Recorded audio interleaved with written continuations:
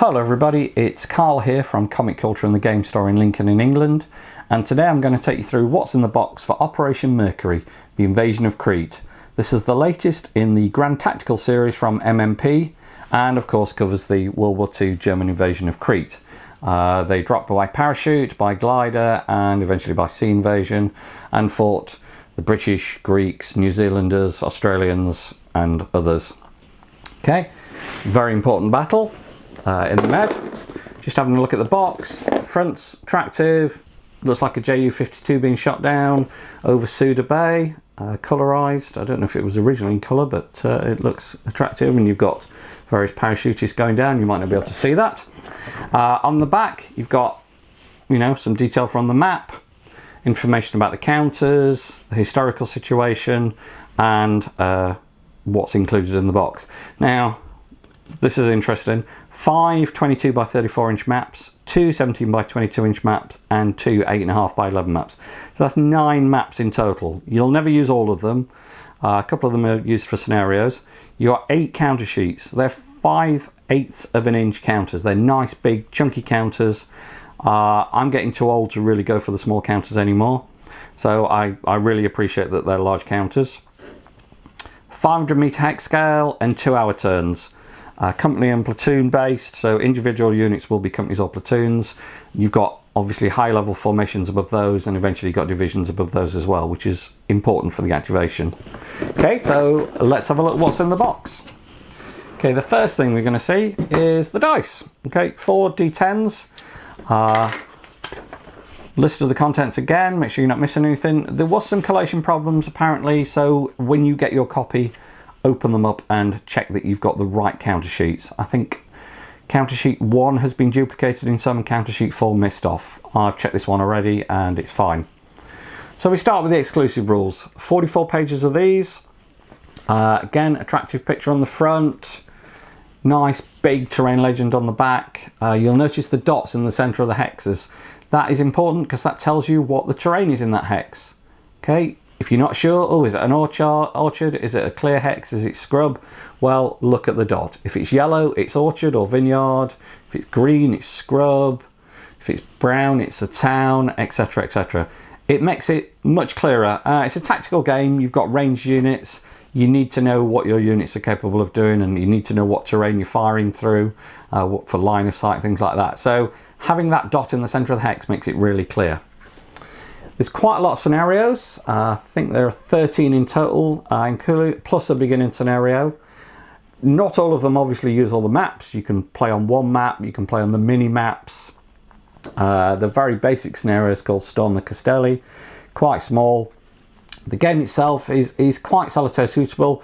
It's chit activation. Okay, you drop your formation chits in a cup, you have to buy them, you don't always get them, and you pull them out one at a time, and those are the units that you activate. So you know, you don't have to be thinking about everything at once, but your plans can be screwed if your units don't activate in the right order. All the special rules you need for a Crete game. Okay, airdrops, allied shipping. There's a nice bunch of random events. The rules are very attractive, very colourful, nice big font. MMP obviously realised that gamers aren't getting any younger. I'm certainly not, and I appreciate being able to read. I read a lot in bed, and to be honest, at the end of the day, when you're tired, the last thing you want to be doing is reading tiny little bits of text. They're the exclusive rules. Standard rules, 40 pages. Okay, this is the 2nd edition rules. These were introduced in The Greatest Day. Previously, they were version 1.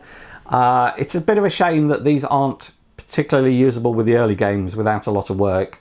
But I think that, you know, the new system is obviously better. You've got all the rules that you would expect for a grand tactical game. You've got ranged fire, you've got indirect fire, you've obviously got movement, you know, you can go into column. You've got opportunity fire, barrage. There's a whole bunch of stuff around activating units as well, and how you put the chits in the cup. Assault rules. I think, though 40 pages seems like a lot, I actually think that the rules are quite wordy and basically written to be easy to understand. I don't think you find, I think they could have made these more concise and made them 32 pages or less, but I'd rather have a few more pages and a bit more explanation. And I think these rules are really clear. If you really want to get into this game, there is a great set of videos on YouTube about how to play based on the second edition. This, like I say, standard rules. Adam Starkweather designed the series. This particular game is designed by Joe Chasson, or I'm not quite sure how you pronounce it, and Nick Richardson developed it. So Adam's not actually done this particular one, but yeah, I'm really excited about this. This is, you know, we're actually playing the entire campaign game in a couple of weeks, so I really need to start clipping some counters. Okay, rule summary. An 8-page rule summary. Okay, very handy if you just want to look something up. You've got a flowchart there for indirect fire, one for assault, one for direct and opportunity fire. Once you've played a bit, you won't need these, but at the beginning, it's really nice to have this information clearly laid out. It probably looks more complicated than it is, but really, it even tells you to the point where it says roll a d10. Is the roll a 9? Okay, 0, 1, you know, it goes from 1 to 9, and then there's a 0. Now we've got the displays. Now, not only have we got 9 maps, but there is quite a lot of off-map display stuff. Okay, there's your basic off-map display for when you're moving around. If you look at the maps, they're not all connected to each other.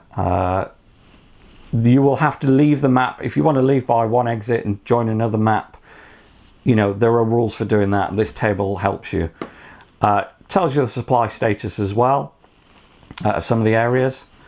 Then you've got the basic turn track. Okay, so what day you're on. It goes from the 20th to 29th, 7 AM till 7 PM with night turns as well. You've got a track there for the Admiral. So that's yet another table you have to have on.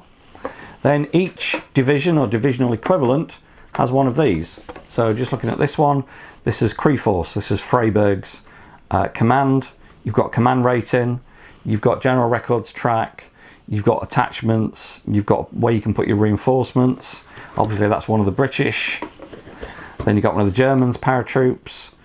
You've got reinforcements due to arrive, which stick is due to arrive when.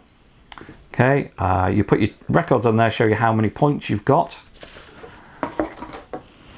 That's another one of the German divisions, and the 2nd New Zealand division famously took part in this. Now, if you're just playing the smaller scenarios, you get a double-sided scenario card as well. So that's for scenario 1 and scenario 2. And then on the back, you've got scenario 3 and scenario 4. So you don't need to use all the other tables all the time. Makes it much easier. Okay, let's start looking at the maps. I'm not going to open up all the maps. I'm not going to show you everything because there's 9 maps. However, just to give you an example, that's one of the maps. That is the entire map. Okay, it's not folded over. It's great if you want to play a small scenario or you just want to have a certain area of the map. You don't need to put the entire map out. So that's Slovakia. That's the exit map. That's the Castelli map. Okay. Then you go on to something a bit bigger. Okay, these are the 17 by 22s. Rethymnon. This is the Rethymnon small map. You can see there's the airfield there. Very important, the airfields. Obviously the Germans needed to take control of airfields and ports so they could start bringing more troops in. This is Heraklion, the small Heraklion map. Again, airfield. Really love these maps, really clear. I've not always been a massive fan of MMP maps. Lovely, big hexes, big counters, easy to read, modern and attractive, as I'm sure I've said before. Okay, Malim. All right, this is one of the key areas. You can see how it goes. You've got slopes. Okay, so obviously line of sight is important. The slopes are easy to read. I don't think you'll have any problems working out which is the upslope and which is the downslope. Not always the case in some tactical and grand tactical games. We've got the Georgiopolis map.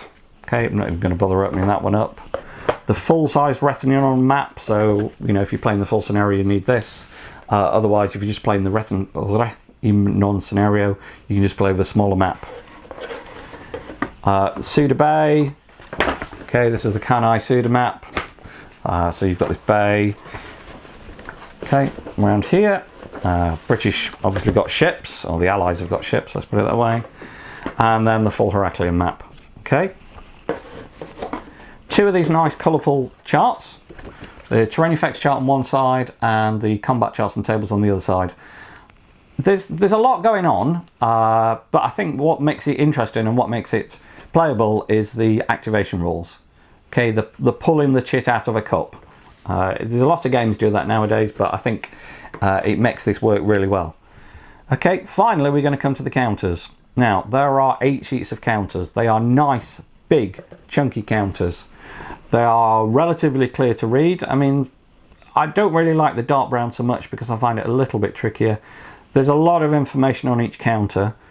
Once you learn how to read the counters, I don't think you'll find, too much problems. The dots at the top are how many steps it's got, things like that. You've got places where you've got the range, obviously different attack factors. You've got nice pictures on some of the tanks. Okay, you've got infantry, you've got engineers, you've got paratroopers. So that was some of the British allies, should I say. Here's some more allies, the blue, white ones, the Greeks. You got some of the German ones. Okay, you got parachutes here, various other infantry, glider infantry. Okay, yet more Germans. Okay, individual commanders named, they are for the formations. You've got attachment markers, you've got random events. It's all done really nicely, really colourfully. Suppression markers, again, more attachment markers. These chits here, these are the formation chits that you'll put in the cup. If you want to activate that formation, you need to pay points and put the chit in the cup. Then we've got the sort of basic markers. So you've got suppression, you've got barrage markers, you've got step loss markers, heavy barrage markers, cohesion hits. As you start to take hits, you start to lose cohesion. Improved positions, more light barrage, 2 cohesion hits, entrenched. Last 2 here, more cohesion hits, paradrop areas. Oops, I'm actually punching these out. These coming out quite easily. You've got column markers for the Germans and allies are on the back of each other. Improved position again, and entrenchments. Now, there's a lot here. Don't be overwhelmed. If you think you might be interested in the system, then definitely go for it. Out of the 2, this and Greatest Day, this is probably the one that I'm more interested in. Greatest Day is great. I've not actually played it myself, but I've seen it played, multiple times, and I quite like to have a go at it. But this one is a situation that I think is very interesting, and very, very worthwhile replaying it. The game itself is reasonably heavy, but not, you're not going to be overwhelmed. It's not Advanced Squad Leader. Okay, you're not going to read hundreds of pages of rules to work out what direction the fire goes if it's a Tuesday in May. You're going to be able to pick these rules up. Watch the video by all means on YouTube. They are very good for helping you learn the game. Read the rules. There looks to be a lot, but I don't think it's nearly as bad as it looks, and I think you'll really enjoy it. Okay, hope you've enjoyed seeing what's inside the box for Operation Mercury. This is Carl from Comic Culture and the Game Store in Lincoln in England. Really looking forward to this, and the next job I have is unfortunately punching it out. Much as I would like to be able to employ someone to do it, I think I'm probably going to have to do it myself.